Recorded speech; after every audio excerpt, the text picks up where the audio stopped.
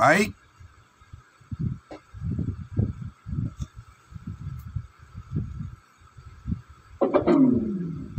Ya, selamat pagi untuk kita semuanya. Ya, shalom Bapak Ibu Saudaraku yang dikasihi Tuhan Yesus. Salam jumpa kembali dalam ibadah saat teduh kita di pagi hari ini, Selasa tanggal 28 Januari tahun 2025. Dan ini adalah episode yang ke-334. Puji Tuhan Bapak Ibu Saudara, kita tetap setia di dalam pelayanan kita. Puji Tuhan. Baik, mari kita tundukkan hati kita, mari kita berdoa. Kita akan sama-sama mendengarkan firman Tuhan. Mari kita tundukkan hati kita, mari kita berdoa. Terima kasih Bapa di surga untuk kasih setiamu yang terus kami alami, kami rasakan hari demi hari. Tuhan menuntun, Tuhan menyertai dan memberikan kami kekuatan untuk selalu datang memuji-muji namamu, memuliakanmu atas kesetiaanmu dalam setiap kehidupan kami, memelihara dan menjaga kesehatan kami dengan baik, dan juga menjaga pikiran dan hati kami selalu rindu untuk sama-sama di pagi hari kami bangun untuk bersyukur dan berterima kasih atas kemurahan hatimu dan bersama-sama mendengarkan setiap kebenaran firman-Mu. Terima kasih Allah Bapa dalam surga. Terima kasih Bapa yang baik.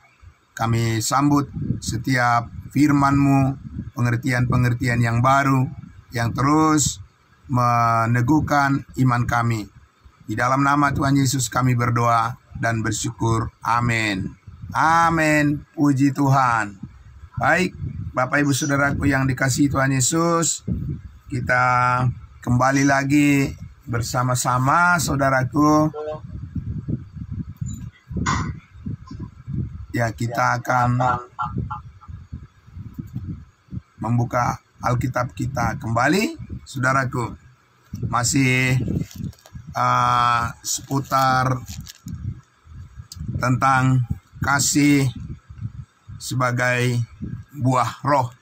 Buah yang pertama yang disebutkan di dalam Galatia pasal 5 ayat 22. Saudara-saudaraku yang dikasihi Tuhan Yesus, kita sudah 1-2 kali ya membicarakan karakter daripada kasih itu, karakter daripada buah roh yang pertama dan yang utama, bahwa jika tanpa kasih semuanya akan menjadi sia-sia. Nah, Bapak Ibu Saudara, kita tetap akan memulai dari definisi daripada kasih itu sendiri, karena banyak yang salah mengerti tentang apa artinya itu kasih. Diartikan sebagai hanya dorongan perbuatan baik saja. Tapi tidak demikian Bapak Ibu Saudara ya, bahwa kasih itu adalah merupakan pekerjaan Allah dan bukan sesuatu yang dapat diusahakan oleh manusia. Nah, memang Bapak Ibu Saudara, arti kasih ya itu di dalam sering dipertukarkan ya Bapak Ibu Saudara di dalam Alkitab yang berbahasa Indonesia atau di dalam penyebutan sehari-hari. Kasih itu sering juga disebut sebagai cinta, begitu ya, karena diterjemahkan dari dalam Alkitab. Kalau Alkitab yang berbahasa Inggris dikatakan love ya. Love itu ya bisa cinta diartikan, tapi bisa juga kasih. kita lebih cenderung Bapak Ibu Saudara mengartikan love itu adalah kasih, ya, karena di dalam bahasa Yunani dikatakan pengertian daripada cinta atau kasih itu, ya, ada beragam, ya, ada cinta storge, ya, ada philia, dikatakan begitu, ada eros, ya, dan juga ada agape. Tapi Bapak Ibu Saudara, kita lebih mengenal dua bagian saja, ya, cinta itu atau kasih itu, ya.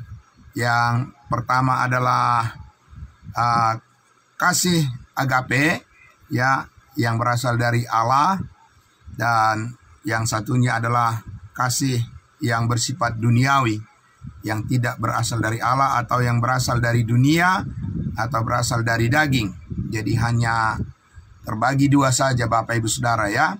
Satu, kasih yang berkenan kepada Allah, ya, atau yang bersumber dari Allah itu sendiri, ya, yang dihasilkan oleh Roh Kudus.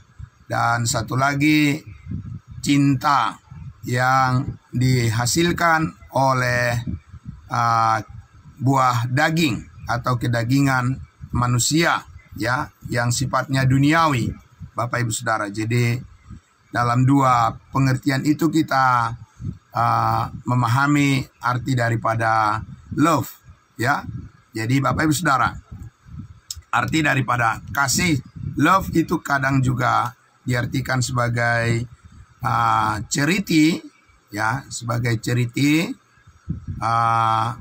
Di 1 Korintus pasal 15 itu lebih kepada buah yang nyata, ya, buah yang nyata. Nah, Bapak Ibu Saudara, kita akan melihat pada pagi hari ini, ya, masih tentang kasih, ya. Kita akan lihat Bapak Ibu Saudara bagaimana membedakannya dengan cinta, ya, kasih dengan cinta. Jadi kita membedakan dua kata ini untuk melihat cinta sebagai hal yang bersumber dari apa yang bersifat sementara atau bersifat duniawi, tapi kita menggunakan kasih sebagai karakter yang bersumber daripada Roh Kudus, ya, yang bersifat kekal adanya.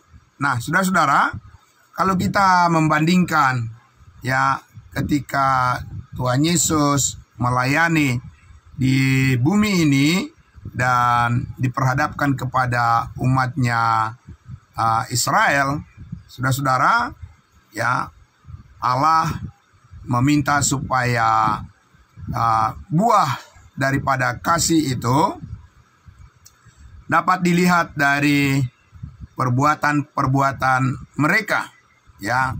Jadi menyatu, ya, Bapak Ibu Saudara, sangat menyatu standar daripada kasih itu di dalam kehidupan bangsa Israel, sebab mereka adalah orang-orang bangsa pilihan atau umat Tuhan yang dipersiapkan untuk memperlihatkan kuasa Allah melalui mujizat-mujizat yang nyata di pandangan, ya, secara kasat mata bisa dilihat dan harus dilihat Bapak Ibu Saudara dari perbuatan-perbuatan mereka. Itu adalah merupakan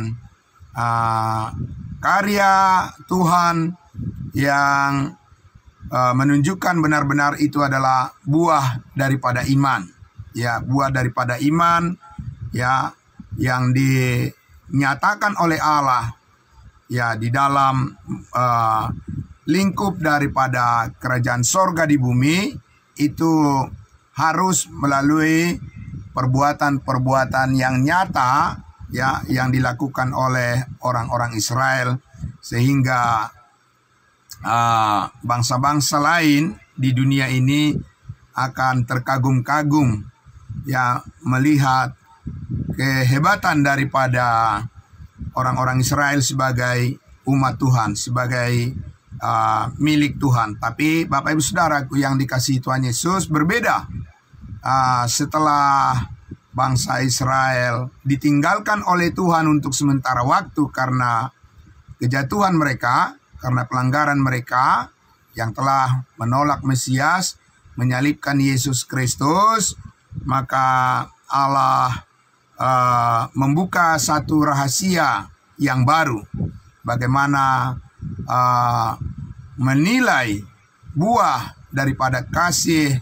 Allah, kasih Kristus saat ini tidak secara khusus dikatakan seperti bangsa Israel melalui mujizat-mujizat atau perbuatan-perbuatan orang percaya yang sifatnya supernatural, Bapak Ibu Saudara. Tetapi ini adalah merupakan buah dari pekerjaan Roh Kudus yang lebih condong kepada tampilnya pengertian-pengertian yang benar terhadap firman Kristus ya. Nah, Bapak Ibu Saudara, mari kita akan membaca dari Matius pasalnya yang ke-7 ya. Kita lihat Bapak Ibu Saudara, Matius pasal 7. Di sini ya kita masih melihat bagaimana Yesus mengajar di bukit. Matius pasal 5, pasal 6, pasal 7 adalah merupakan satu kesatuan ya yang terjadi di momen tertentu, yaitu ketika Yesus mengajar di bukit dan banyak orang-orang Israel yang datang mendengarkan pengajaran daripada Yesus Kristus. Salah satu yang disampaikan adalah mengenai pengenalan akan orang-orang yang benar di hadapan Tuhan adalah dari buahnya lah kamu dapat mengenal mereka. Begitu Bapak Ibu Saudara dikatakan di ayatnya yang ke-15 mulai kita baca. Saya akan membaca untuk kita semuanya Bapak Ibu Saudara ya. Nah, kita lihat di sini di ayat 15 dikatakan, waspadalah terhadap nabi palsu yang datang kepadamu dengan menyamar seperti domba, tetapi sesungguhnya mereka adalah serigala yang buas. Jadi Bapak Ibu Saudara, ya penyamaran itu akan selalu terjadi ya, dan karena tiruan itu ya, KW Bapak Ibu Saudara, tiruan itu akan selalu dibuat oleh iblis, dibuat oleh setan.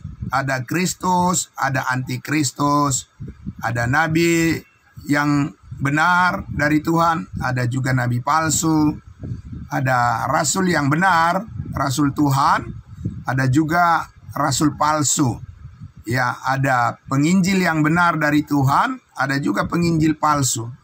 Ada gembala yang benar, ada juga gembala yang palsu. Bapak Ibu Saudara, ada pengajar yang benar berasal dari Tuhan, ya, ada juga pengajar-pengajar palsu. Jadi itu akan selalu ada di dunia ini selagi iblis masih bebas untuk menyesatkan bangsa-bangsa, menyesatkan suku-suku, dan menyesatkan kelompok-kelompok manusia. Maka hal-hal yang sifatnya tiruan, imitasi itu akan ada di mana-mana. Nah, orang yang tidak mengerti saat ini tentang buah roh, Bapak Ibu Saudara, ya, buah pekerjaan daripada Roh Kudus menurut kasih karunia Allah, maka itu akan menjadi korban. Mereka akan menjadi korban daripada penipuan dari pengajar-pengajar palsu yang dikatakan guru-guru palsu, ya, yang menyamar. Mereka nabi-nabi palsu seperti dikatakan domba-domba yang menyamar, tetapi sungguh mereka adalah serigala yang buas. Ayat 16 maksud saya. Ayat 16, dari buahnya lah kamu akan mengenal mereka. Ya, jadi ada buah ya yang bisa dilihat ya Bapak Ibu Saudara, yang sungguh-sungguh nyata, dan itu akan ditunjukkan dengan kuasa-kuasa supernatural, mujizat-mujizat ya. Itu pada saat ketika Yesus ada di bumi. Dapatkah orang memetik buah anggur dari semak duri atau buah ara dari rumput duri? Demikianlah setiap pohon yang baik menghasilkan buah yang baik, sedangkan pohon yang tidak baik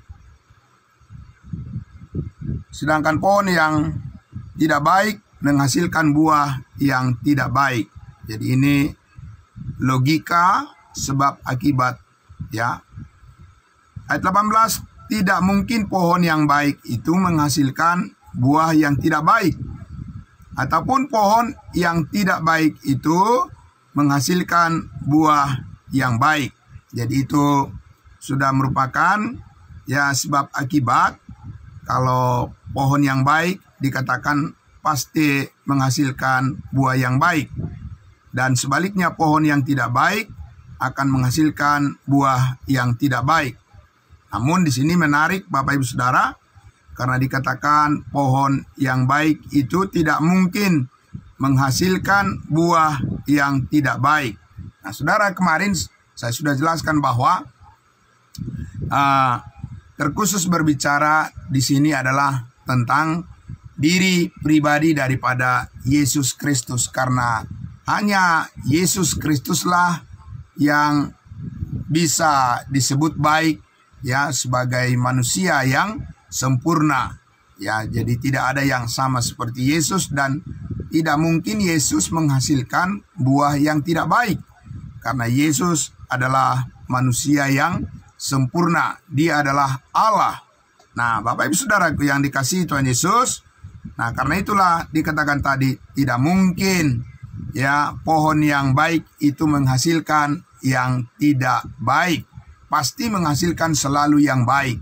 Itulah Yesus Kristus Tuhan kita sebagai pribadi pokok yang baik, yang sempurna. Nah, saudara-saudara, di ayat 19 dikatakan, dan setiap pohon yang tidak menghasilkan buah yang baik pasti ditebang dan dibuang ke dalam api.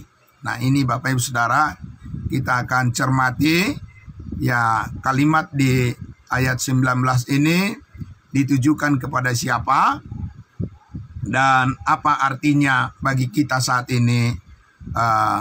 Dari buahnya lah, dikatakan di setiap pohon yang tidak menghasilkan buah yang baik pasti ditebang dan dibuang ke dalam api.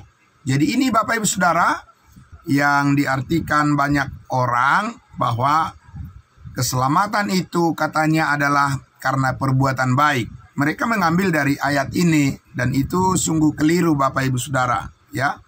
Karena saat ini keselamatan ya manusia bukan karena perbuatan baik, bukan karena buah dari perbuatan-perbuatan baik. Jelas Rasul Paulus mengatakan bahwa sebab karena kasih karunia kamu diselamatkan melalui iman, itu bukan hasil usahamu, dan tetapi itu adalah pemberian Allah, itu bukan hasil pekerjaanmu. Ya, jelas sekali. Tetapi Bapak Ibu Saudara, ya kalau kita berbicara tentang umat Israel, bangsa Israel, saudaraku, ada satu ya perlakuan khusus dari Allah kepada bangsa Israel untuk dikenal sebagai umat pilihan, sebagai bangsa yang kudus.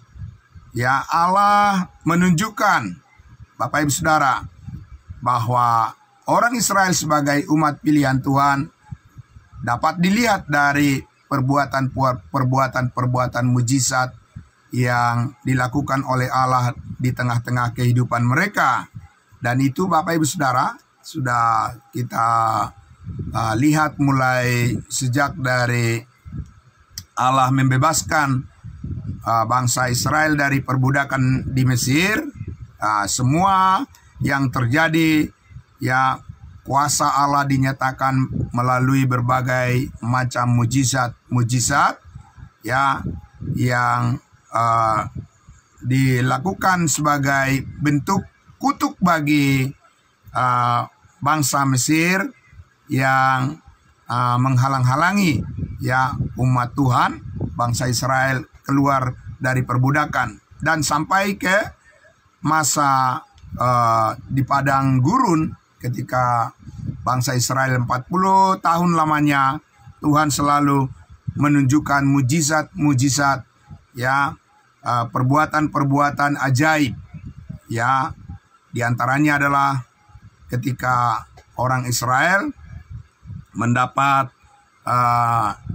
tantangan yang besar di mana mereka tidak bisa melewati Laut Merah, tapi Allah membelah Laut Merah dengan tongkat Musa yang ajaib, Bapak Ibu Saudara, ya. Saudaraku yang dikasihi Tuhan Yesus, dalam perjalanan mereka juga Tuhan selalu menunjukkan mujizat-mujizat, ya, yang dapat langsung dilihat secara kasat mata, yaitu ketika orang Israel berjalan 40 tahun lamanya di padang gurun. Mereka tidak bekerja, ya, sama sekali, tapi mereka selalu dipelihara oleh Tuhan dengan makanan dan minuman dan kecukupan bagi mereka mengadakan perjalanan yang jauh dan yang cukup lama. Tetapi, ya, Tuhan selalu mendatangkan, ya, mana dari langit, mana dari surga,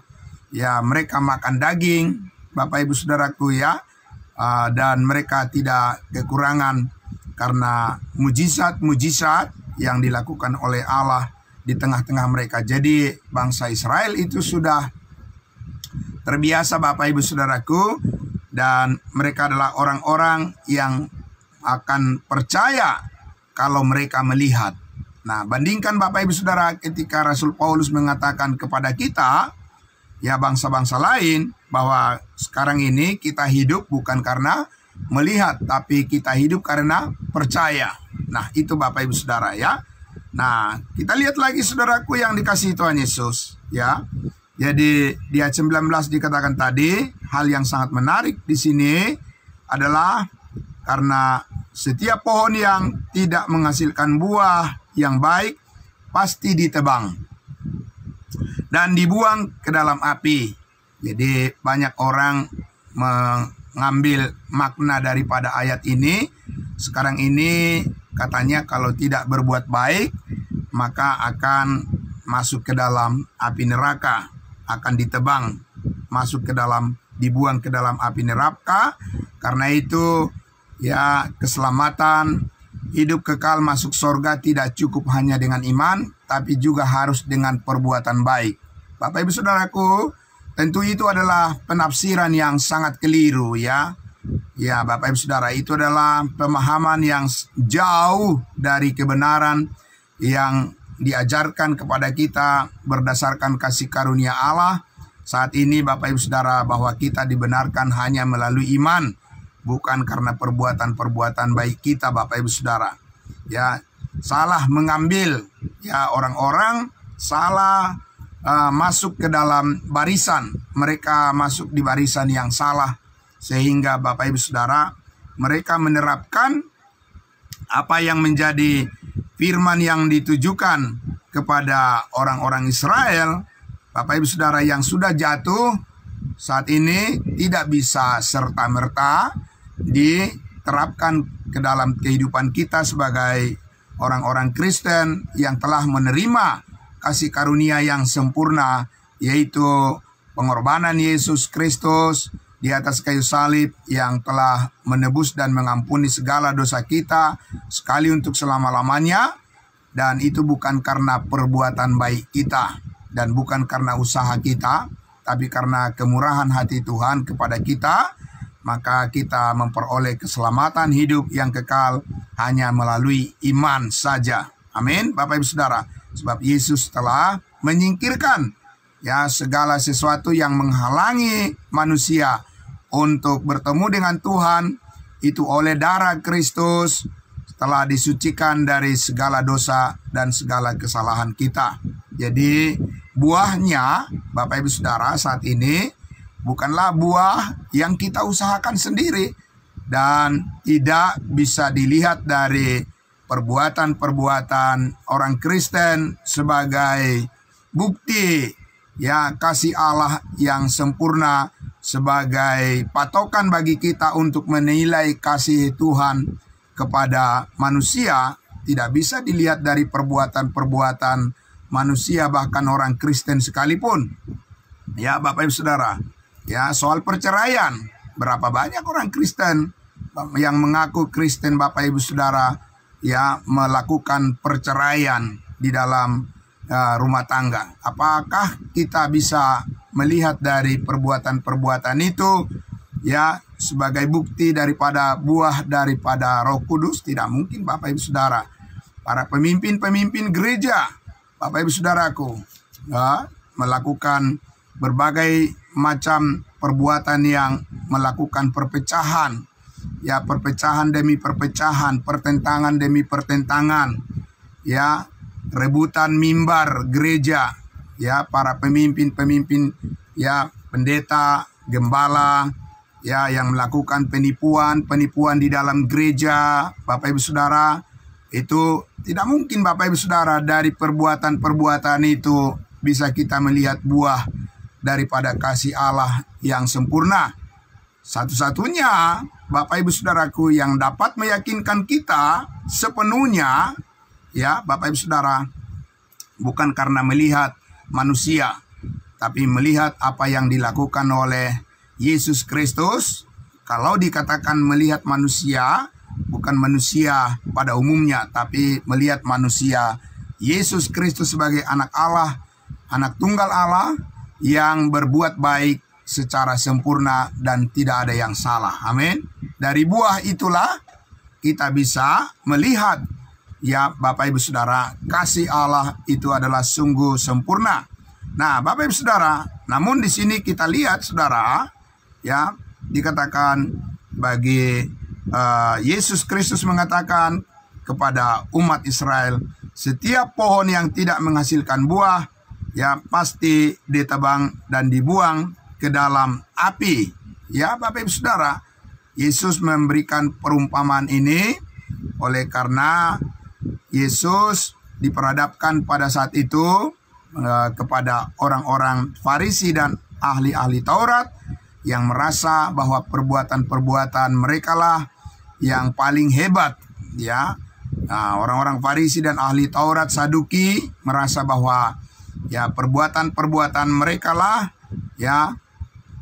pengetahuan, kepemimpinan, dan segala sesuatu yang mereka banggakan dari diri mereka sendiri, Bapak Ibu Saudara, itulah yang mereka anggap sebagai jalan untuk mereka diterima oleh Allah, diterima oleh Tuhan di dalam kerajaan sorga. Tapi Bapak Ibu Saudaraku yang dikasihi Tuhan Yesus, Yesus telah berkali-kali menyatakan bahwa mereka seperti kubur yang berlapur putih. Di luarnya kelihatan bersih, tapi di dalamnya adalah sungguh-sungguh bangkai yang berbau busuk.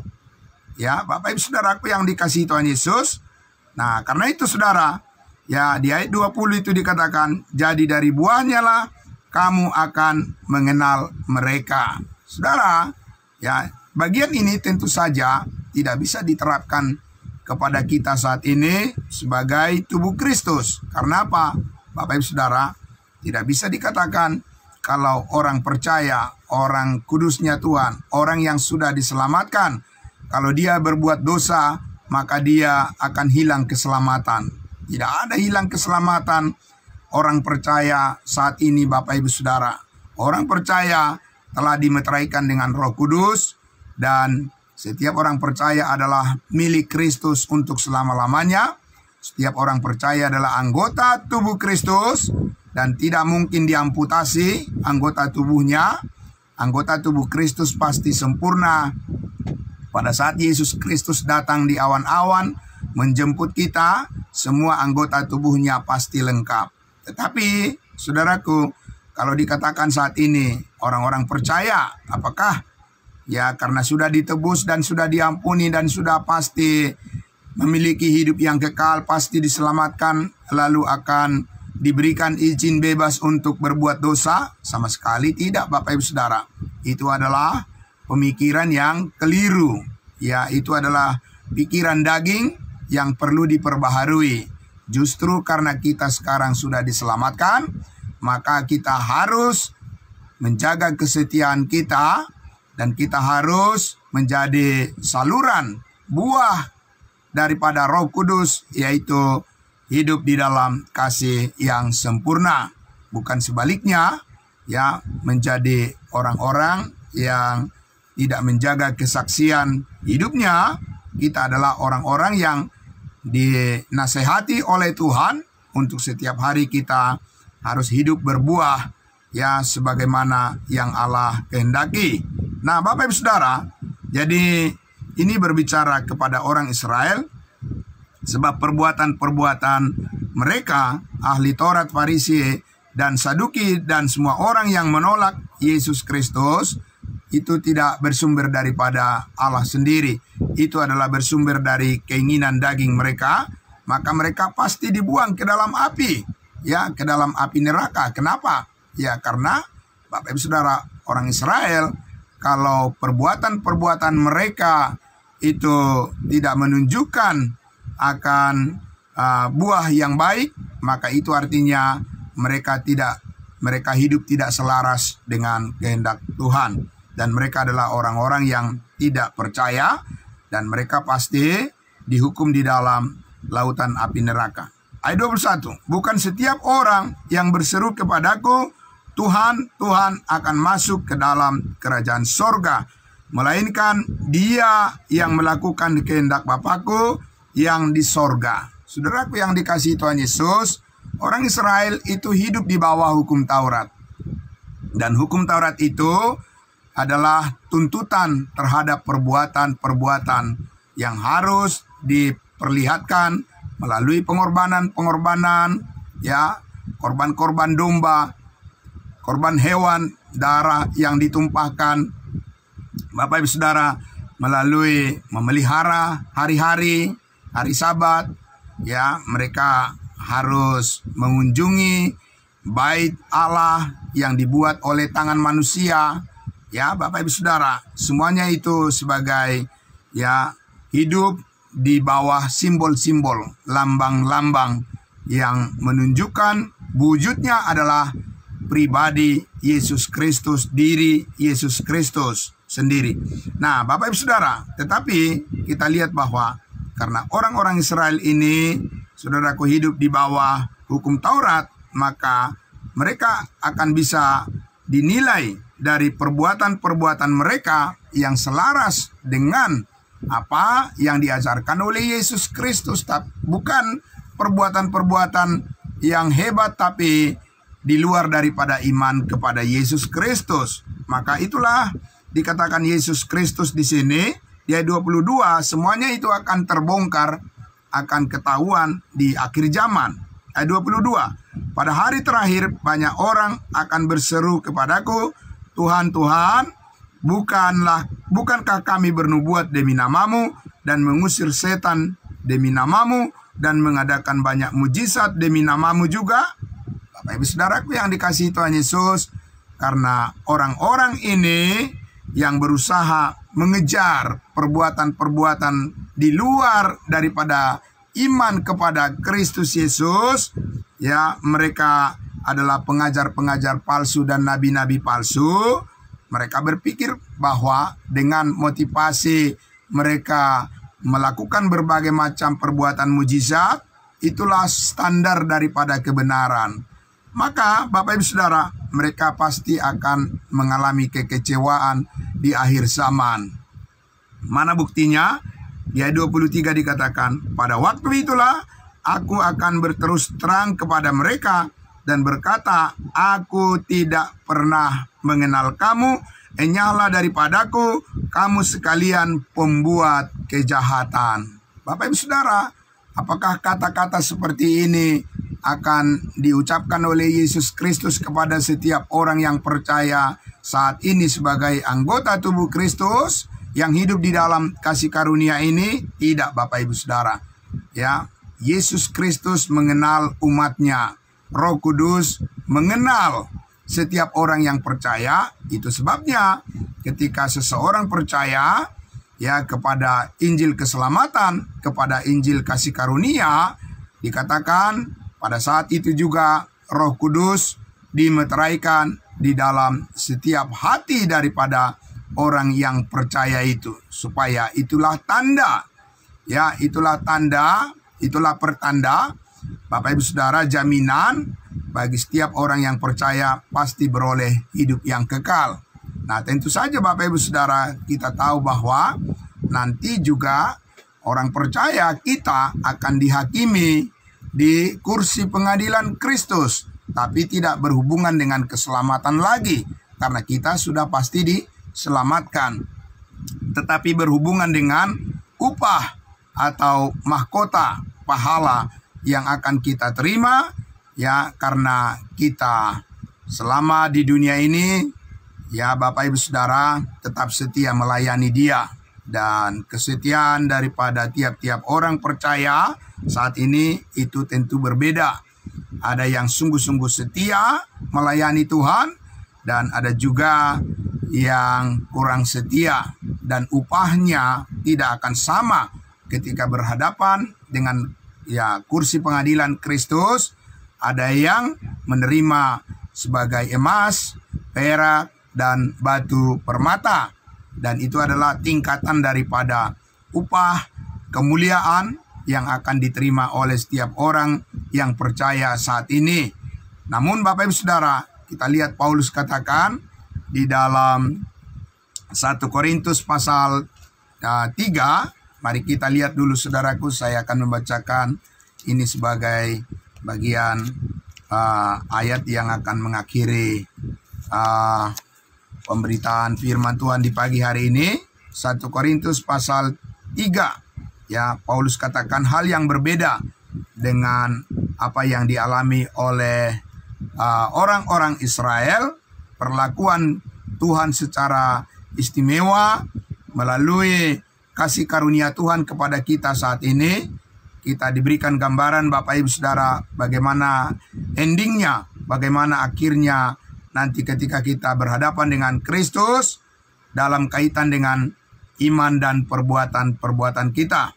Di ayatnya yang ke-10 dikatakan, sesuai dengan kasih karunia Allah yang dianugerahkan kepadaku, aku sebagai seorang ahli bangunan yang cakap, Paulus maksudnya, telah meletakkan dasar yang dan orang lain membangun terus di atasnya.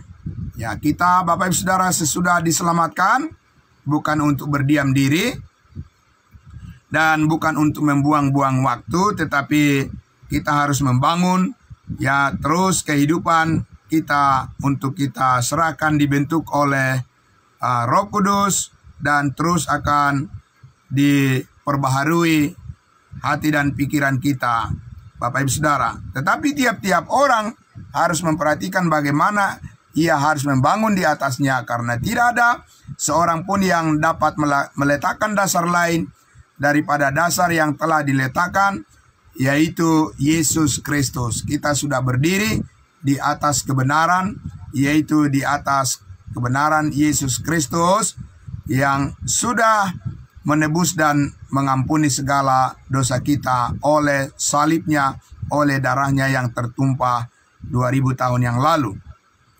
Ayat 12, entahkah orang percaya tentunya membangun di atas dasar kebenaran kasih karunia ini dengan emas, perak, batu permata, kayu, rumput kering, atau jerami. Sekali kelak pekerjaan masing-masing orang akan nampak, karena hari Tuhan akan menyatakannya, sebab ia akan nampak dengan api dan bagaimana pekerjaan masing-masing orang akan diuji oleh api itu. Ini bukan api penyucian, ini bukan api neraka, karena tidak mungkin orang percaya, Bapak Ibu Saudara, masuk melalui api neraka dan mengalami penyucian dosa-dosanya. Dosa-dosa kita sudah selesai disucikan oleh darah Kristus di atas kayu salib. Amin. Tidak ada lagi api yang menyucikan dosa-dosa kita, Bapak Ibu Saudara. Sekali orang sudah masuk ke dalam api neraka dan selamanya dia akan di sana. Tidak ada perpindahan transit, tidak ada, Bapak Ibu Saudara, ya. Nah, saudaraku, tetapi di sini api adalah merupakan pengujian daripada Tuhan yang sempurna, ya, Bapak Ibu Saudara. Dan pada akhirnya nanti akan bisa dilihat hasil daripada pengujian kebenaran Allah yang sempurna. Bapak Ibu Saudara akan menghasilkan, di ayat 14 dikatakan, jika pekerjaan yang dibangun seseorang, orang percaya, tahan uji, ia akan mendapat upah. Amin. Jelas sekali dikatakan, maka ia akan diselamatkan. Tidak, Bapak Ibu Saudara. Ya, berbeda tadi dengan di Matius pasal 7, perbuatan-perbuatan orang-orang Israel itu sebagai batu ujian untuk menilai apakah mereka diselamatkan atau tidak. Sementara saat ini kepada kita oleh kasih karunia Allah, pekerjaan Kristus yang sudah selesai di atas kayu salib itu adalah batu ujian yang tertinggi dan tidak ada kuasa apapun yang bisa mengalahkan, yang dapat meniadakan, yang dapat membuang, ya, nilai keselamatan yang sudah kita miliki di dalam Kristus Yesus. Tetapi perbuatan kita akan diarahkan kepada pengujian untuk mendapatkan upah kelak di hadapan Kristus. Ayat 15, jika pekerjaannya terbakar, ia akan menderita kerugian, tetapi ia sendiri akan diselamatkan. Amin. Jadi Bapak Ibu Saudara, tidak ada kehilangan keselamatan saat ini orang percaya. Kehilangan upah, iya Bapak Ibu Saudara. Kehilangan mahkota, iya, ya. Dan apa akibatnya? Dikatakan di situ akan mengalami kerugian. Jadi di sorga orang percaya bisa rugi nggak, Bapak Ibu Saudara? Bisa rugi. Karena apa? Karena orang percaya itu selama di dunia membuang-buang waktunya untuk sesuatu yang sia-sia, maka di surga dia tidak akan menerima mahkota. Hanya orang-orang percaya yang selalu setia menghidupi dan belajar akan kebenaran firman Tuhan sehingga pikirannya diperbaharui oleh Roh Kudus dan akan menghasilkan buah roh, yaitu kasih, di mana kita hidup selaras dengan apa yang diajarkan oleh Kristus kepada kita, yaitu kita selalu hidup di dalam kasih yang sempurna dan menyaksikan kebaikan Tuhan Yesus kepada semua orang. Amin. Bukan menyaksikan kebaikan kita, Bapak Ibu Saudara, karena kebaikan kita tidak akan cukup meyakinkan orang lain. Ya, karena kebaikan kita tidaklah sempurna, tapi kebaikan Tuhan melalui kesaksian kita tentang pekerjaan yang sempurna yang dilakukan oleh Yesus Kristus itu cukup untuk meyakinkan orang lain. Amin. Bapak Ibu Saudara, karena pekerjaan Kristus itu adalah sempurna dan tidak bercacat. Nah, Bapak Ibu Saudaraku, jadi dikatakan ya pekerjaan yang dikatakan terbakar, bukan orangnya yang terbakar, pekerjaannya yang terbakar di kursi pengadilan Kristus. Orang itu akan menderita kerugian, tetapi ia sendiri akan diselamatkan, tetapi seperti dari dalam api. Itu artinya Bapak Ibu Saudara, ya tidak sama kemuliaan yang diterima oleh setiap orang percaya ketika sudah tiba di hadapan kursi pengadilan Kristus di penghakiman yang akan datang. Keselamatan kita sama satu dengan yang lain, tapi upah, mahkota, pahala, ya Bapak Ibu Saudara, yang diterima oleh setiap orang percaya, kemuliaan yang akan datang itu tidak sama. Karena apa?